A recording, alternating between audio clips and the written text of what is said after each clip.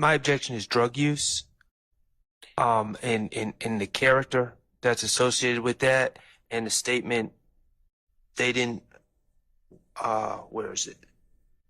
They really didn't care. That's speculation about someone else's mind state, or state of mind. The reality is, within this context, is a story about that Mr. Zachary gives, that he describes my client, as well as others, shooting up houses. And I'm not, of course I don't want that to be admitted, but that's a fight for another day.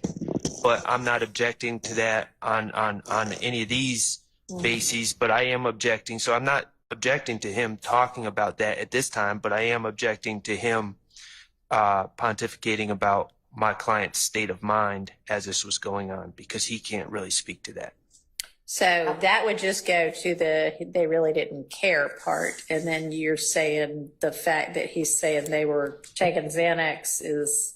I don't know his basis of knowledge of that, but I don't believe that to be true, but I don't know his basis of knowledge of that. All right, Ms. Love. So, Judge, my argument right now until I speak to him is that he is in the car with the persons that he's speaking to the detectives about. He has the opportunity to observe them up close.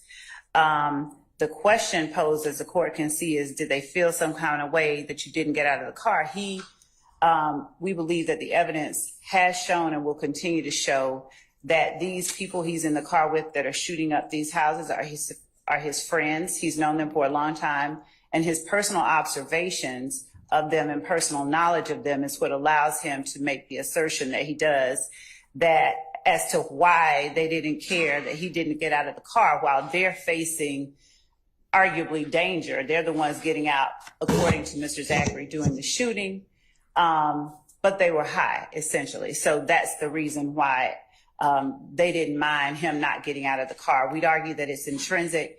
It could go to why they would be so brazen as to do something like that.